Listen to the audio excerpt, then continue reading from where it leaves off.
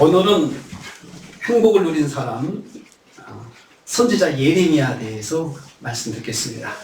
선지자 예레미야를 눈물의 선지자라고 이야기를 합니다. 선지자 예레미야의 특징은 그가 40년 동안 사역을 했거든요. 40년 동안 사역을 했는데 40년 내내 눈물로 사는 사람이에요. 눈물로 살았습니다. 우리가 행복에 대해 성경에서 말씀하는 행복에 대해서 계속 묵상하고 있습니다. 이 말씀은 신명기 33장 29절 이스라엘이여 너는 행복한 사람이오다 하나님의 선포 말씀을 우리가 배경으로 하고 있고요. 또 이사야서 42장 3절 상함과 때를 뽑지 아니하시고 꺼져가는 등불을 끄지 아니하신다는 그 하나님의 말씀, 그 하나님께서 행복한 이스라엘에게 주신 특별한 은혜가 꺼져가는 등불, 상한 갈대가 되더라도 하나님께서 포기하지 아니하시고 그냥 너는 안 되겠다 이렇게 하지 않으시고 꽉 붙잡아 주신다 이 말씀입니다. 여기서 말씀하는 그 하나님의 그 은혜, 이것은 보장의 은혜입니다. 그래서 에스겔의 행복은 바로 하나님께서 보장해 주시는 은혜가 있는 사람이 행복한 사람이다. 이런 개념으로 말씀드리고 있습니다. 하나님께서 너희는 행복한 사람이라고 선포하셨기 때문에 우리는 행복해야 됩니다. 그리고 하나님께서 그렇게 선포하셨다는 것은 우리가 원해서 선포해 주신 것이 아니고 우리가 좀 그렇게 해달라고 해서 선포해 주신 것이 아니고 하나님께서 일방적으로 선포해 주셨어요. 너희는 행복한 사람이야. 이것은 내가 그렇게 행복하게 만들어주겠다라고 하는 것을 의미하고 있습니다. 그래서 그 행복은 바라크의 은혜, 절대적으로 주어지는 일방적으로 주어지는 바라크의 은혜와 그 다음에 그것을 깨닫고 느끼면서 내 마음에서 느끼는 즐거움, 해피니스, 이 행복감이 결합이 될 때 성경에서 말하는 에스겔의 행복이다라고 했습니다. 에스겔의 행복은 순서가 있다 했습니다. 먼저 일방적인 은혜가 주어지고 그걸 나중에 깨닫고 내 해피니스가 또 느껴지는 이런 것이 나중에 추가되면서 이 행복감을 우리가 느끼고 산다, 그래야 된다. 이게 성경에서 말하는 행복입니다. 우리가 지난 시간에 선지자 엘리야를 묵상했는데요. 엘리야는 굉장히 능력이 많은 사람이었습니다. 그래서 비가 안 오다가도 비를 오게 만들고 하늘에서 불을 내려가지고 불을 통해서 하나님의 임재하심을 체험하게 하고 모든 사람들이 여러분 이 자리에 만약에 하늘에서 불이 확 떨어진다 생각해보세요. 성령의 불이 떨어져가지고 모든 사람들이 그냥 갑자기 막 그냥 그 환상을 보고 또 하나님의 능력이 임하시고 그러면 여러분 어떻겠어요? 굉장하죠. 굉장하죠. 그런데 엘리야는 그런 굉장한 하나님의 능력이 임한 사람이었음에도 불구하고 그의 삶은 늘 초라했습니다. 맨날 쫓기는 삶을 살았습니다. 쫓기는 삶을 살고 도망다니는 삶을 살았습니다. 하나님의 능력과 쫓기는 삶, 도망다니는 삶과 아무 관계가 없는 거예요. 어떻게 보면은. 그런데 사실은 세상적으로 보면은 그 정도 능력이 임하면 사람들이 얼마나 많이 따라다니겠어요. 그리고 마음만 먹으면 사람들을 딱 붙잡을 수 있거든요. 붙잡을 수 있습니다. 그것으로. 병도 막 고쳐주고 문제도 해결해주고 가난한 자에게 돈을 벌 수 있는 방법도 가르쳐주고 돈을 막 부어주면서 그러면 사람들이 막 민생들이 따라다닐 것입니다. 그 군중들을 이용해서 자기 세력을 형성할 수가 있잖아요. 그런데 예레미야는 그러지 않았습니다. 그 엘리야는 그러지 않았습니다. 그냥 쫓겨다니는 삶을 그냥 살았습니다. 사람들을 선동해서 자기 세력을 형성해서 사람들을 자기 주변에 보호막을 치는 그런 일을 하지 않았어요. 오늘 우리가 예레미야를 묵상하게 되는데 또 예레미야도 하나님의 능력이 늘 그 엘리야처럼 함께한 사람 아니고 이 사람도 특별한 방식으로 하나님이 함께 하시는 것을 보여준 사람이었어요. 그런데 이 사람이 살았던 시대는 이제 유다가 멸망하기 40년 전 이 기간 동안에 그 왕들이 참 하나님을 악하게 배반하고 또 사회 자체가 어둡고 또 부정과 부패가 많고 거짓 선지자들이 많이 나오고 하는 암울한 시대에 그때에 선지자로 부름을 받아서 그 사람들에게 그 시대를 사는 사람들에게 하나님의 말씀을 증거하는 일을 살았습니다. 그런데 결론적으로 먼저 말씀을 드리면 이 예레미야 선지자가 행복했다는 거예요. 행복했다는 거죠. 우리가 그것을 한번 또 찾아보겠습니다. 먼저 질문을 하겠습니다. 우는 사람은 다 불행합니까? 그럼 우는 사람들이 다 불행할까요? 울음의 가치에 따라서 불행할 수도 있고 그 사람이 행복할 수도 있죠. 또 한 가지 질문입니다. 어떤 사람에 대한 안타까움 때문에 울어본 일이 있습니까? 어떤 사람에 대한 안타까움 때문에 울어봤냐 이겁니다. 예레미야가 우리에게 그것을 잘 보여줍니다. 울어도 행복할 수 있다. 이것을 보여줍니다. 제가 서론에 말씀드린 것처럼 예레미야는 기원전 627년부터 586년까지 실존했던 사람입니다. 실존. 지금의 이스라엘 땅에, 가나안 땅에 실존했던 사람이고, 그는 예루살렘이 멸망할 때까지, 멸망하는 것을 눈으로 보면서 멸망한 시기까지 활동했던 선지자입니다. 엘리야가 하나님의 권능이 많은 바라크의 은혜를 입고 살았지만 예레미야는 특별한 방식이 다릅니다. 하나님의 말씀이 임하는 바라크의 은혜를 입었습니다. 그래서 이 사람에게는 어떤 능력이 나타나는 게 아니고 말씀이 항상 그 사람에게 여호와의 말씀이 임하니라, 여호와의 말씀이 임하니라. 예레미야에서는 그 말씀이 계속 반복되고 있습니다. 그럼 예레미야는 그 말씀을 받고 여호와께서 이렇게 말씀하셨다 이렇게 시작을 합니다. 예레미야는 여호와의 말씀이 임했다 그러면 그는 여호와께서 이렇게 말씀하셨다 하면서 전하는데 이 사이에 가공됨이 없습니다. 말씀에 대한 가공이 없어요. 자기가 사적으로 해석해가지고 가공해서 사람들한테 꼭꼭 어떻게 보면은 마음에 들도록 그렇게 만들지 않고 그냥 들은 말씀대로 그대로 가공 없이 그대로 전했습니다.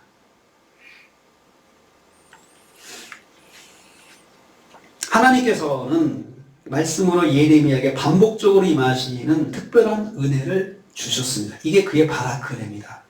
여러분, 그래서 우리 신앙생활 할 때 각자에게 특별한 방식으로 하나님께서 바라크의 은혜를 주세요. 어떤 사람에게는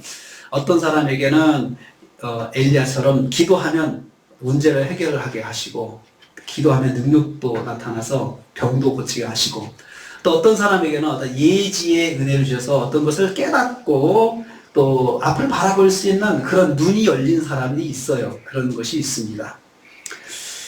여러분, 그러한 것들은 하나님 주시는 바라크의 은혜인데 거기에는 함정이 좀 있어요. 함정이. 그것을 내가 이용해서 내가 어떤 세력을 형성하려고 하는 그런 함정이 있습니다. 그게 말세의 이단들이 가진 특징이 자신에게 임한 특별한 은혜를 가지고 자기 세력을 형성하는 거예요. 자기 세력을 형성해서 자기 이익을 계속 취하는 거죠. 사람들을 그것으로 꽉 묶어버리는 거죠. 꽉 묶는 거죠. 나를 떠나면 저주를 받아. 나를 떠나면 사업이 망해. 그래서 내가 항상 기도해주고 내가 항상 하는 말을 따라야 돼. 여러분, 이렇게 묶을 수도 있습니다. 왜냐하면 그 사람이 그런 예지 능력이 있고 어떤 그런 능력이 있으니까 그걸 떠나면 자기는 안 된다. 그리고 그 사람이 그것을 또 하나님께 기도하면 하나님이 그 사람 말대로 해주실 거다. 이렇게 또 협박을 하면 성경을 모르는 사람들은 거기에 묶이게 되어 있습니다. 묶이게 되어 있어요. 근데 이게 말세의 현상 중에 하나입니다.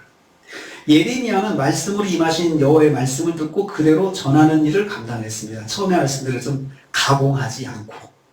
여러분, 성경 말씀을 가공하지 않는 것이 참 중요합니다. 하지만 선지자 예레미야가 여호와께 받아 전해야 하는 말씀은 예루살렘의 왕과 정치, 종교, 지도자들을 화나게 하는 말씀이었습니다. 문제는 거기에 있습니다.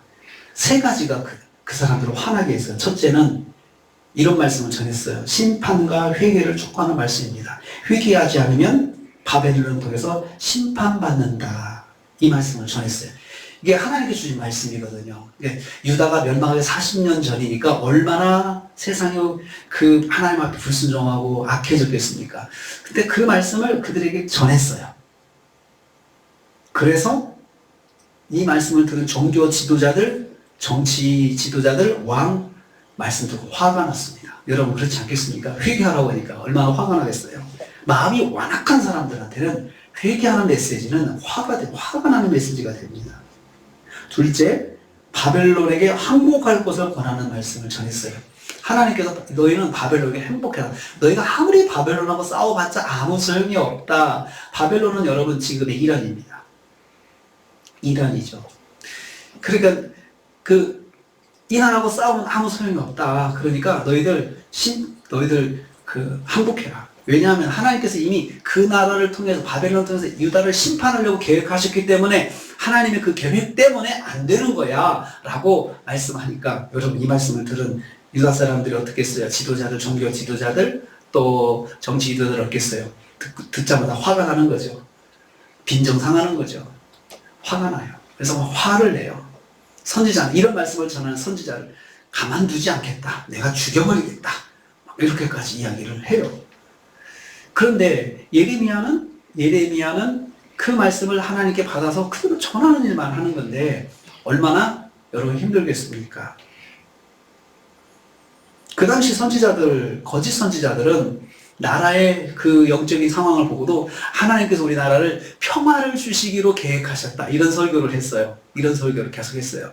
사람들의 마음이 죄 가운데 있는데도 그 설교를 듣고 자신이 죄 가운데 있는 것이 문제가 된다는 생각을 못하도록 그렇게 했습니다. 그런 거짓 선지자들에게 사람들이 막 몰려갔습니다. 가면은 거짓 평안을 전하고 거짓 평화를 전해줬어요. 그래서 소위 건강을 이야기하고 삶이 잘 되는 걸 이야기하고 그렇게 잘 된다. 그러니까 너희들은 걱정하지 말고 계속해서 나와서 예배만 드리라 라고 그렇게 전했던 것입니다. 그 사람들에 비하면 예레미야의 선지자는 너무나도 날카롭고 사람들의 마음을 파고드는 말씀이었고 그리고 들었을 때 기분이 나쁜 말씀이었습니다. 그래서 사람들이 듣고 화를 냈습니다. 세 번째 메시지는 바벨론에서 70년 포로 생활한다는 말씀이었어요. 이것도 참 기분 나쁜 말이죠. 근데 사실은 하나님이 주신 소망이거든요. 회복의 말씀이거든요. 70년 포로 생활하고 다시 돌아온다는 말씀이었습니다. 말씀처럼 당시 국제적으로는 신흥 강국 바벨론이 세력을 확장해가지고 세계를 정복하는 그런 시대였습니다. 바벨론 제국이 형성되는 시기였습니다. 대세가 바벨론이었습니다. 가나안의 소국 유다는 바람 앞에 등불 같은 신세가 되었습니다. 국력은 약하고 정치는 친애국 정책으로 바벨론의 감정을 자꾸 자극했습니다. 그러니까 바벨론이 북쪽에서 내려오고 힘있게 막 밀어붙이니까 남쪽에 있는 애국, 지금의 에집트가 항상 넘버 3였습니다. 지역에서 넘버 3니까 그 넘버 3가 되는 그 이집트, 애국한테 자꾸 경제적으로 그리고 정치적으로 군사적으로 의지하려고 하는 마음이 있었습니다. 그래서 그쪽에 자꾸 손을 뻗고 그 사람들 그 나라를 찾아가가지고 우리 군대 좀 빌려주세요. 돈 좀 빌려주세요. 또 음식도 좀 빌려주세요. 이렇게 하면서 늘 친애국 정책을 펴면서 바벨론을 자극을 했어요. 그런데 여러분, 다 사람들은 정치적으로 친애국으로 가는데 선지자가 말씀을 전할 때 바벨론에게 항복해야 된다고 말을 하니 사람들이 그 예레미야를 좋아할 수가 없습니다. 욕하는 거죠. 영적으로 제사장들의 극심한 타락과 거짓 선지자들의 활동은 더욱더 왕성했습니다. 예레미야 5장 한번 보세요. 5장 30절 31절 말씀. 거기 보면은 거짓 선지자들의 그런 모습이 나옵니다. 예레미야 5장 30절 31절 말씀. 자, 읽습니다. 시작. 이 땅에 무섭고 놀라운 일이 있도다. 선지자들은 거짓을 예언하며 제사장들은 자기 권력으로 다스리며 내 백성은 그것을 좋게 여기니 마지막에는 너희가 어찌하려느냐. 어떻게 하려고 이러는 거냐. 도대체 선지자들은 거짓을 예언하고 괜찮다. 우리는 복을 받을 것이다. 우리는 복받기 위해서 태어났다. 이렇게 하면서 문제를 덮어준 거예요. 문제를 문제에서 느끼지 못하게 하는 거예요. 마치 여러분 병원에서 중환자가 있는데 그냥 괜찮다. 지금같이 살면 된다. 그러면서 그 말 한마디가 그 사람한테 얼마나 위로가 되겠어요. 걱정 많이 하고 갔는데 괜찮다. 근원을 치료할 수 있도록 권하지 않고 그것을 자꾸 괜찮다. 거짓 선지자들의 모습이 마치 그런 것입니다. 예레미야의 메시지는 그 근원을 고치라는 이야기예요. 우리가 그 근원을 고쳐야 살 수 있다라고 이야기를 하는데 거짓 선지자들은 반대를 한 것이죠. 제사장들은 자기 권력으로 제사들은 권력 잡는 것이 아주 핵심이었습니다. 제사장이 돼가지고 이권을 잡고 자기가 세력을 형성해가지고 사람들을 부리고 사람들을 거느리는 거, 이거 되게 재밌게 생각했어요. 제사장들이 꼭 왕처럼 행동하려고 한 거죠. 어디 가서나 대접받는 거, 존중받는 거, 또 어디 가나 자기를 알아주고 높은 자리에 앉게 하는 거, 목사님들이 그랬다는 거죠. 목사님들이. 백성들은 또 그것을 좋게 여겼다 했습니다. 좋게 여겼다는 거예요. 나도 저렇게 해야 되겠구나.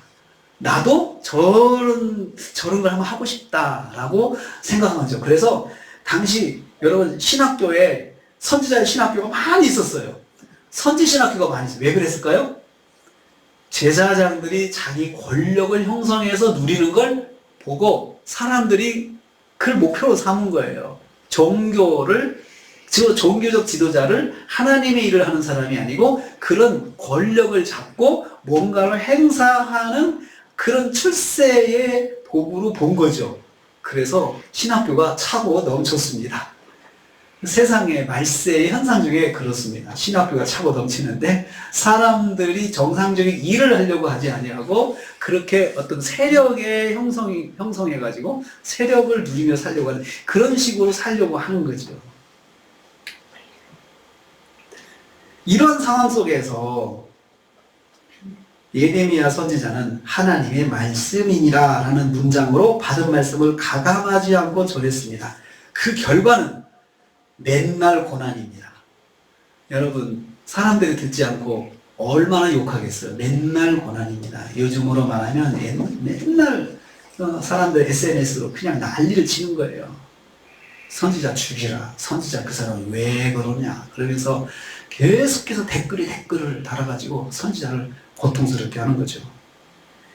바벨론에 항복하라는 메시지는 어떻게 했어요? 매국노, 반역자 취급받았습니다. 미워하는 세력에 의해서 그리고 감옥에 던져지는 것이 일상이에요. 예레미야 선지자는 특징이요. 어디 좀 읽다 보면 또 감옥에 또 들어가요.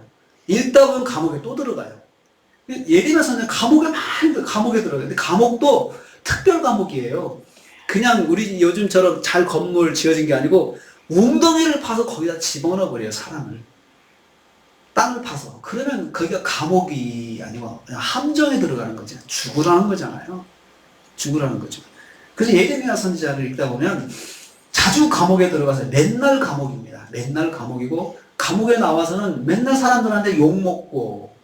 그런데 미스테리가 뭐냐면 예레미야 선지자가 포기하지 않아요.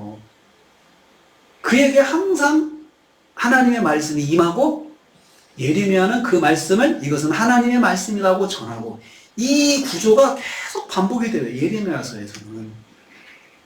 여기서 의문이 하나 있어요. 하나님은 왜 예레미야가 말씀을 잘 받고 전하는데 감옥과 사람들에게 받는 그 무시와 멸시라는 환경을 제거해 주지 않을까? 여러분 그게 미스테리예요. 하나님의 일을 하는데 이 사람처럼 성실한 사람이었어요. 말씀이 임하니라 그러면 받아요. 이것은 여호와의 말씀이다. 그대로 전해요. 얼마나 성실해요. 가공하지 않고 전해요. 그렇게 계속해서 예레미야에서 그렇게 진행을 하는데 예레미야는 그 상황 속에서 한 번도 하나님 나 좀 감옥에서 나가게 해주세요. 이런 말을 하지 않았어요. 감옥이 그의 기대 제목이 된 적이 없어요. 감옥이.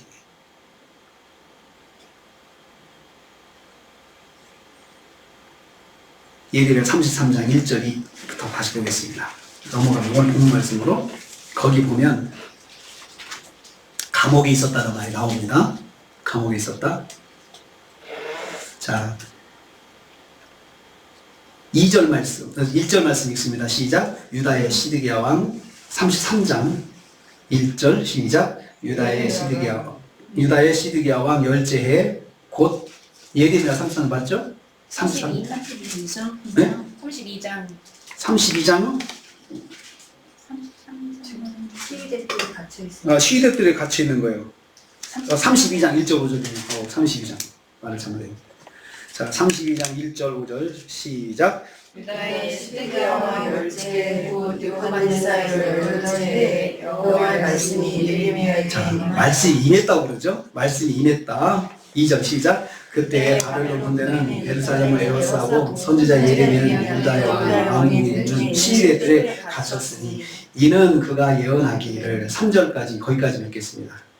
자, 상황이 바벨론 군대가 예루살렘을 에워싸고 있는 이 마지막 이제 결전의 그 순간에도 예레미야는 시리들에 갇혀있다 그래요. 그러니까 또 그 직전에 또 뭔가를 또 빈정상한 말씀을 전했다는 거예요. 그래서 뒤에는 이는 그가 예언하기를, 이 말씀 때문에 시리들에 갇혔어 라고 하죠. 3절 읽을까요? 시작. 이는 그가 예언하기를 여호와의 말씀을 보라. 내가 이 성을 바벨론 왕의 손에 넘기리니 그가 차지할 것이며 유다와 시드기야는 갈대아의 손에서 벗어나지 못하고 반드시 바벨론 왕의 손에 넘겨진 바 되리니 입이 입에 대하여 말하고 눈이 서로 볼 것이며 그가 시드기야를 바벨론으로 끌어가니 시드기야는 내가 볼 때까지 거기에 있으리라. 여호와께서 이같이 말씀하시니라. 이 말씀 때문에 시대들에 갇혔다는 거예요. 하나님께서 예레미야 선지자에게 말씀을 주시는데 아예 그 말씀 때문에 그렇게 핍박받을 것 아시면서도 그 말씀을 주셨어요. 예레미야는 그 말씀 때문에 그렇게 될 거라고 생각하면서도 그 말씀을 전했어요.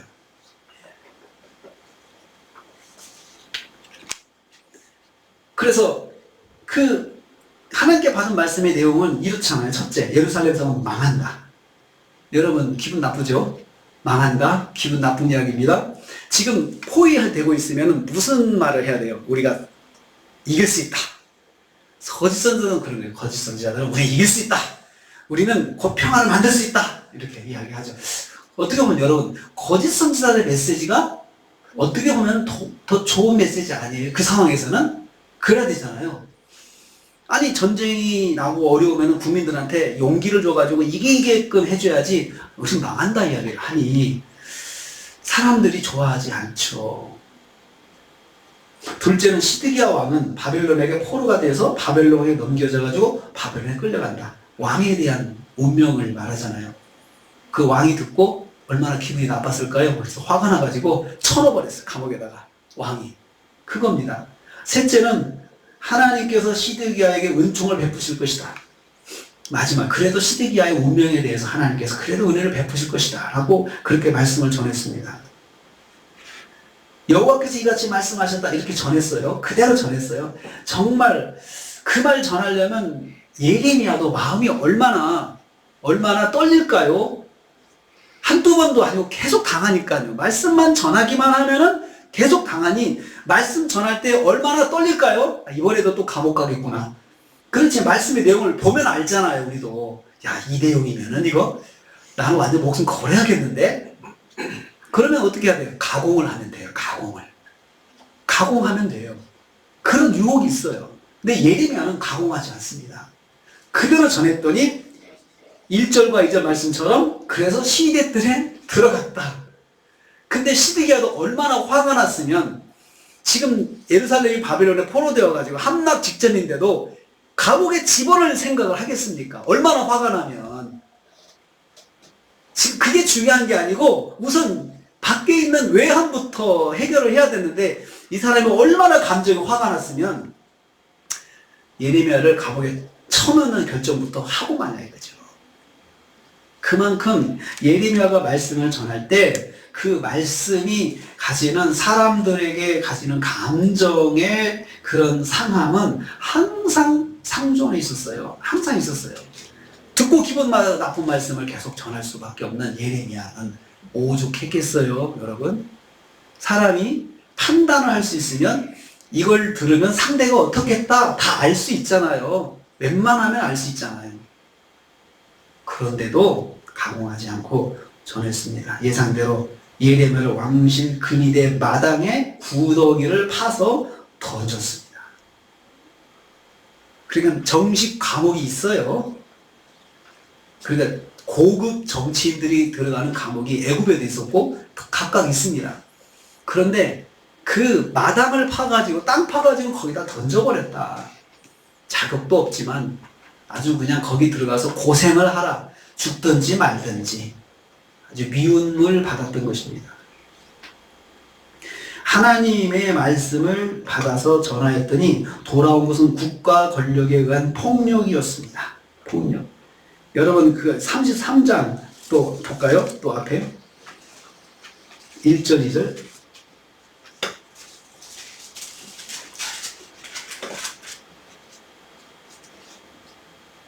같이 읽습니다. 시작. 예레미야가 아직 시대 뜰에 갇혔을 때에 여호와의 말씀이 그에게 두 번째로 이르시되 여기까지만 읽읍시다.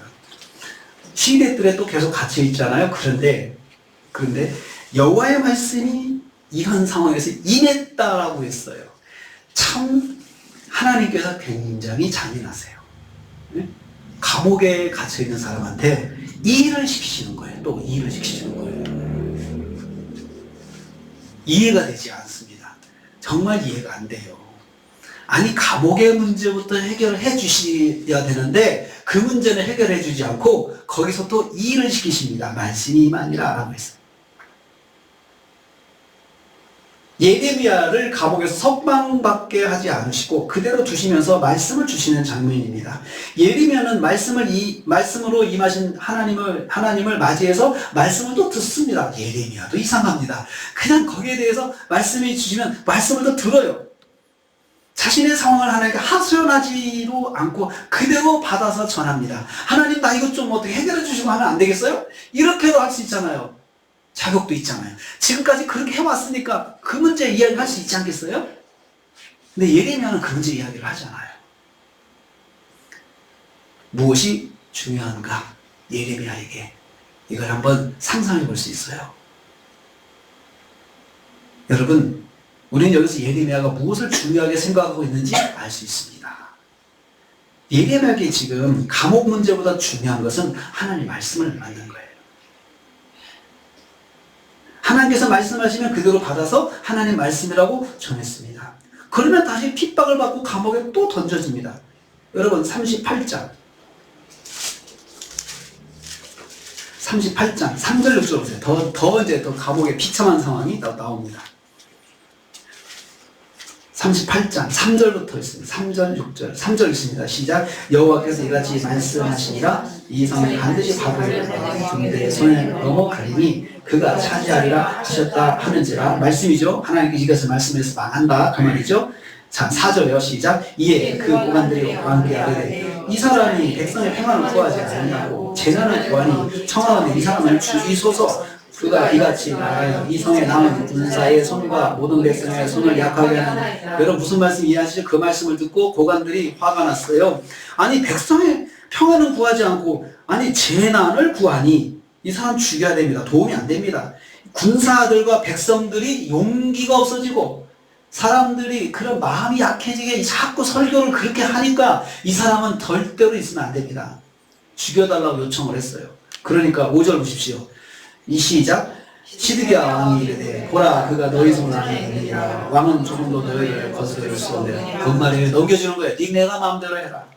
니네가 마음대로 해라. 내가 뭐 절대한 사람 너네 마음대로 해라. 그래서 어떻게 했어요? 6절 시작. 그들이 예레미야를 끌어다가 감옥들에 있는 왕의 아들 말기야의 구덩이에 던져 넣을 때에 예레미야를 줄로 달아내렸는데 그 구덩이는 물이 없고 진창뿐이므로 예레미야가 진창 속에 빠졌더라. 이번에 감옥은 구덩인데 여러분 사람을 줄로 달아내렸다는 건 뭐예요? 깊은 구덩이에요. 깊은 구덩인데 딱 들어가니까 진흙창이에요. 그럼 여러분 습기가 높잖아요. 그럼 발이 빠져 있잖아요. 그럼 어떻게 오래 갇혀 있으면 어떻게 돼요? 발은 부러뜨고 그 다음에 거기서 환경은 말할 수도 없겠죠. 거기에 처해진 거예요. 이유가 뭐예요? 바벨론한테 망한다는 메시지 전했기 때문에요. 근데 그 말씀은 예레미야 개인의 말씀이 아니고 하나님께서 전하라고 주신 말씀이었어요. 그러니까 그들도 가공하지 않고 줬어요.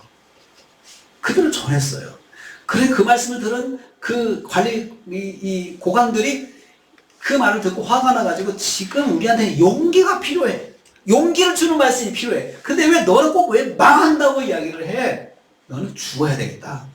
그래서 아예 죽으라고 깊은 구덩이, 햇빛이 들지 않고 공기도 희박하고 바닥은 그냥 지름탕으로 그냥 엉망이 된 그곳에 그 사람을 집어넣은 거예요. 예레미야를 집어넣은 거예요.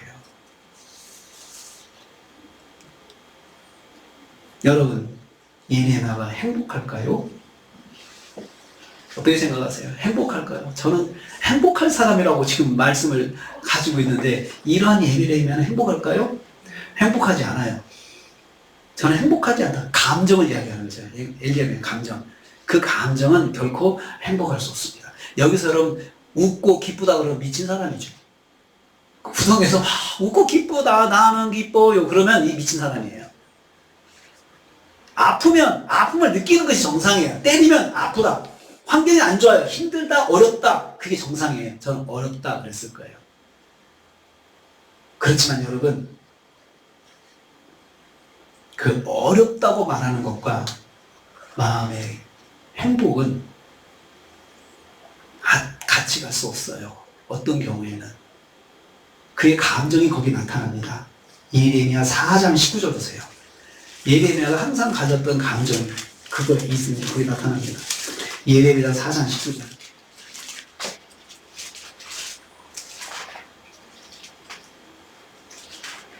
예레미야 4장 19절. 시작. 슬프고 아프다. 내 마음속이 아프고 내 마음이 답답하여 잠잠할 수 없으니 이는 나의 심령이 나팔 소리와 전쟁의 경보를 들음이로다. 슬프고 아프다고 했습니다. 답답하다고 했습니다. 하지만 잠잠할 수가 없다고 했습니다. 내가 가만히 있을 수가 없다. 왜냐하면 나의 심령의 나팔 소리, 전쟁의 경보를 듣고 있는데 이 민족에 대한 위험이 다가오고 있다고 그렇게 말씀을 하시는데 내가 왜 가만히 있을 수가 있냐. 아프고 슬픈 것은 내 마음이지만 그렇지만 가만히 있을 수가 없다. 그것 때문에 가만히 있을 수가 없다. 마음속에서 민족이 당할 심판의 상황을 보고 있기 때문에 여러분이 정말 믿음으로 기도하고 있는 그 영혼의 결과를 생각하면 마음이 아프고 마음이 슬프고 마음이 답답해야 돼요. 그러면서도 내가 잠잠할 수가 없다. 내가 이야기하면 무슨 말을 하고 더 큰 핍박이 오고 더 큰 욕이 오고 그것이 무서워서 내가 가만히 있을 수가 없다. 이렇게 표현합니다. 여러분 8장 보세요. 8장 18절 또 나옵니다. 8장 18절. 8장 18절. 예레미야의 그 사역 40년 동안에 예레미야의 마음이 거기 또 나옵니다. 8장 18절. 시작. 슬프다 나의 근심이여 어떻게 위로를 받을 수 있을까. 내 마음이 병들었더라. 여러분 거기서는 또 말하죠. 슬프다. 내가 근심이 많다. 어떻게 위로를 받을 수 위로가 안 돼요. 너무나 슬퍼서 누가 말해도 위로가 안 된다는 거죠. 그래서 마음에 병이 든다. 그 정도로 마음에 고통이 있다는 거죠. 우리가 이렇게 슬픔에 노출이 되고 고통에 노출되고 근심에 노출이 되면 우리 사람은 기계가 아닙니다. 정신과적인 질병이 들을 수밖에 없어요. 저는 예레미야 그랬을 거라고 생각을 해요. 근데 그것이 불행한 것은 아니에요. 사람이 기계가 아니기 때문에 그런 식으로 오랜 동안 40년 동안 이런 감정에 계속 노출되었다 그러면 참 힘들었을 거라 생각을 해요. 참 힘들었을 거다. 우울증 약 달고 살았을 거예요. 공황장애 달고 살았을 것 같아요. 저는 예레미야가 무엇 때문에 슬프고 마음의 속이 아프고 마음이 답답합니까? 그가 받은 하나님 말씀 때문에 그래요. 말씀이 보여주는 거예요. 장래를 보여주니까 그걸 보면서 지금 사람들의 반응과 연결해 보니까 너무나도 마음이 슬픈 거예요. 그걸 알아듣지 못하는 사람들의 마음이 답답한 것이고 자기가 볼 때 마음이 답답한 거예요. 그러니까 이게 참을 수가 없는 거예요. 그래서 감옥에 들어가도 또 이야기를 하는 거예요. 그 사람들에 대한 사랑이죠. 그 영혼에 대한 사랑 때문에 또 말해서 구덩이에 들어가는 한이 있더라도 또 이야기를 해요. 하나님께서 이렇게 말씀하셨다. 여호와께서 말씀하시되 이렇게 전하는 것이죠.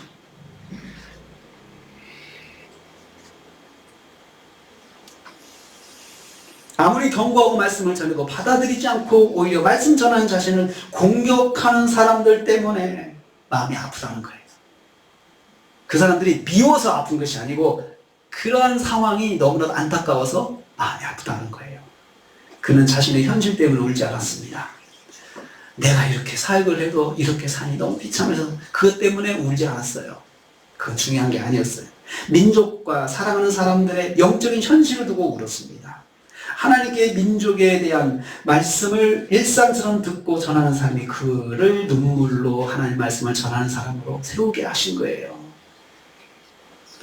예레미야는 자신을 압박하는 사람들 중에 한 사람이라도 말씀을 듣고 회개해서 하나님 앞에 서기를 바라는 마음이 있었습니다. 한 사람이라도, 저 중에 한 사람이라도 하나님 앞에 섰으면 좋겠다. 나를 때리는 사람 중에 한 사람이라도 오늘 내가 전한 이 말씀을 가지고 하나님 앞에 섰으면 좋겠다. 그게 예레미야의 마음이었어요. 그래서 그는 하나님 말씀을 듣는 자신의 복, 바라크를 사랑하는 민족을 위해서 사랑한 거예요. 이건 특별한 은사예요. 말씀이 계속 들려지는 건 특별한 은사입니다. 이것을 자기를 세우고 자기의 세력을 만드는 데 쓰지 않고 민족을 위해 사용한 거예요. 사용할 때 핍박으로 다가왔지만 그래도 멈추지 않았습니다. 여러분, 운다고 불행한 것 아닙니다. 아프다고 불행한 것은 아닙니다. 감옥에 있다고 불행한 것은 아닙니다. 예레미야는 울어서 행복한 사람입니다. 민족을 위해서 마음 아프고 울 수 있어서 행복한 사람입니다. 비록 자신은 연속해서 감옥에 던져져 살지만 그것이 예레미야의 행복을 빼앗지 못했습니다. 만일 그가 행복하지 않았다면 선지자 노릇 그만둬야 합니다. 그가 행복하니 말씀을 받아 그대로 전하는 일을 멈출 수가 없었던 것입니다. 영혼을 위해 울고 마음에 병이 들 정도로 고통스러운 사람은 행복한 사람입니다. 여러분, 우리가 누구의 어떤 영혼의 구원을 위해서 마음의 고통을 느낄 정도로 그분을 위해서 울고 기도한다면 행복한 사람이에요. 마태복음 5장 4절에 예수님께서 팔복에서 이렇게 말씀하셨어요. 애통하는 자는 복이 있나니. 애통하는 자는 복이 있나니. 말이 안 맞잖아요. 애통인데 왜 복이에요? 근데 하나님께서 그 사람은 행복한 사람이다. 하늘에 복이 있는 사람이다. 라고 그렇게 선포해 주셨어요. 예레미야처럼 민족의 영혼을 위해서 우는 사람이 진정으로 행복한 사람이라고 말씀하신 것입니다. 여러분에게도 이런 눈물이 있습니까? 이런 아픔이 있습니까? 행복한 사람입니다. 눈물의 선지자 예레미야를 행복하게 하는 것이 있었습니다. 이 사람이 왜 이렇게 행복할까?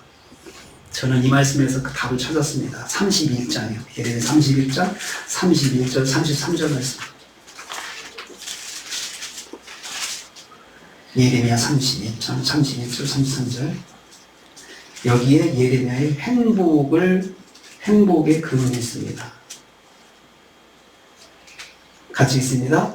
여호와의 말씀이라 보라 나를 이르니 내가 이스라엘 집과 유다 집에 새 언약을 맺으리라. 이 언약은 내가 그들의 조상들의 손을 잡고 애굽 땅에서 인도하여 내던 날에 맺은 것과 같지 아니할 것은 내가 그들의 남편이 되어 있어 그들이 내 언약을 깨뜨렸습니다. 여호와의 말씀이라. 그러나 그날 후에 내가 이스라엘 집과 맺을 언약을 이루하니 내가 나의 법을 그들의 손에 두고 그들의 마음에 기록하여 나는 그들의 하나님이 되고 그들은 내 백성이 될 것이라. 여호와의 말씀이라.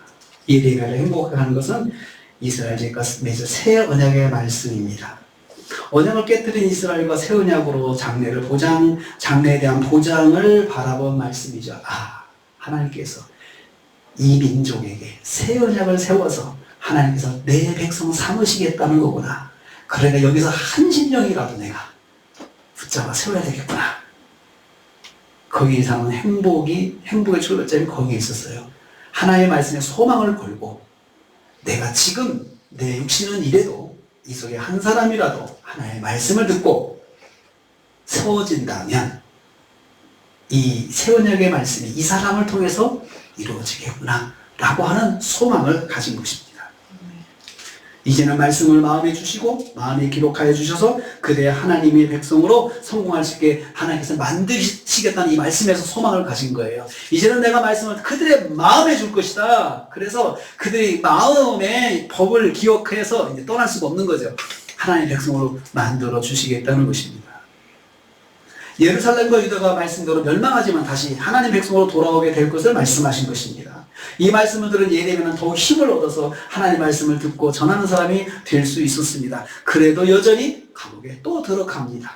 또 들어갑니다.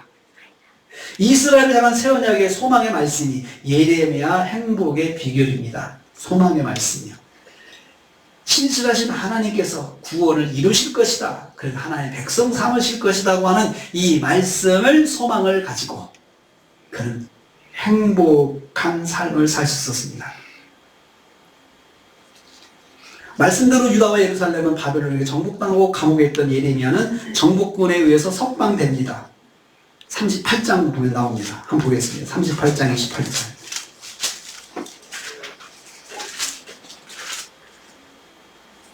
28절 시작. 예레미야가 예루살렘에 함락되는 날까지 감옥들에 머물렀더라. 여러분, 함락되어서 그 정복군이 와가지고 예레미야를 석방해 줍니다. 바벨론 왕이 그 소식을 듣고 예레미야에 대해서 이야기를 합니다. 예레미야가 우리한테 항복하라고 전한 메시지를 전했다는 걸 바벨론 왕도 알고 느부갓네살도 알고 있었어요. 그 사람 우리 편이야 이렇게 생각한 거죠. 그래서 손대지 말고 원하는 대로 해줘라. 원하는 대로. 우리 바벨론으로 가고 싶다고 그러면 바벨론을 모셔라. 그 사람을.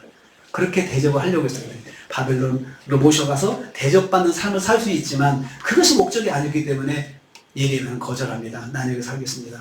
이렇게 거절을 합니다. 어쩌면 이렇게도 예레미야 환경은 하나도 변함이 없을까요? 하나님께서 감옥이라는 환경을 깨뜨리지 않으시고 마지막까지 예레미야를 감옥에서 살게 하셨습니다. 하지만 예레미야는 하나님의 새 언약의 소망을 두고 눈물로 예루살렘에서 말씀을 전하였던 것입니다. 울고 있지만 행복한 사람이었습니다. 사랑하는 성도님들, 여러분의 눈물에도 행복이 담겨있기를 축복합니다. 사랑하는 사람을 위한 눈물의 기도에 신실하신 하나님의 약속의 말씀을 담을 수 있기를 바랍니다.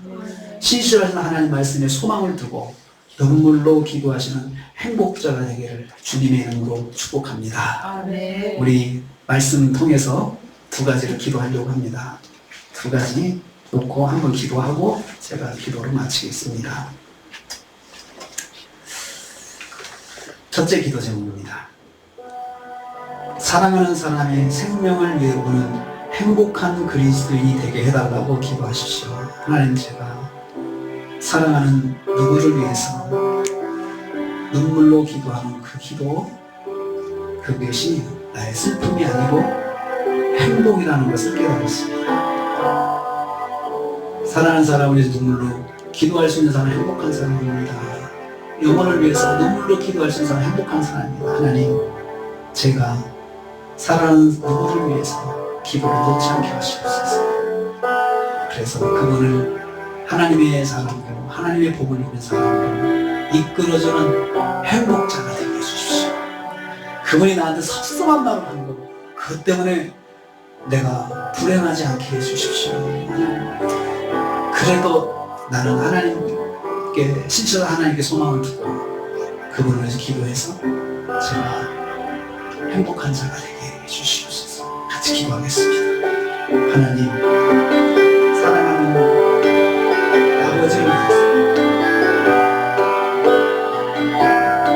사랑하는 어머니를 위해서, 사랑하는 형제를 위해서, 사랑하는 친구를 위해서, 사랑하는 남편을 위해서, 사랑하는 눈물로 기도하는 것이 그의 행복이라고 하는 말씀하셨습니다.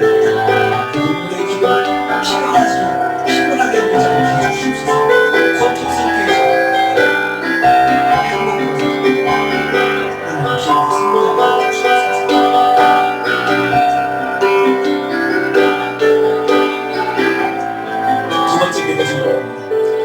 매일 하나님의 말씀을 만나는 것이 행복의 출발점임을 알고 매일 말씀을 묵상하게 하옵소서. 예레미야가 매일 하나님 말씀을 들었습니다. 그는 사역의 출발점 항상 하나님의 말씀이 시작합니다. 그런 것처럼 우리도 하나님의 말씀을 만나는 그 행복한 사람, 그것이 하나님 말씀이 나의 행복의 출발점인 것을 알고 말씀 묵상을 놓지 않고 하게 해주시옵소서. 같이 기도하겠습니다. 하나님, 예레미야가 많은 고통 가운데 있었지만 그래도 그는 늘 말씀을 받는 아람들이 있었습니다. 그것이 그의 행복의 출발점이었습니다. 말씀을 통해서 하나님의 뜻을 깨달았고 말씀 통해서 민족에 대한 안타까움과 민족의 미래에 대한 걱정이 있었고 그것을 기도하는 것을 고통도 받지만 그것을 사명을 감당할 수 있었습니다. 우리의 말씀을 만나게 하시고 말씀을 통해서 하나님의 은혜를 우리 민족에게 주시옵소서. 주님, 오늘은 눈물의 행복자 예레미야의 행복을 묵상하게 하셨습니다. 예레미야는 날마다 말씀으로 임하시는 하나님을 만나고 주신 말씀을 전하지만 늘 고난의 연속이었습니다. 하지만 그는 한 번도 이것을 불행으로 생각하지 않았습니다. 새 언약의 하나님께서 이루신 예루살렘의 구원을 믿었기 때문입니다. 우리도 우리의 행동의 결과보다 신실하신 하나님의 말씀이 이루어지는 것을 행복으로 알게 하옵소서.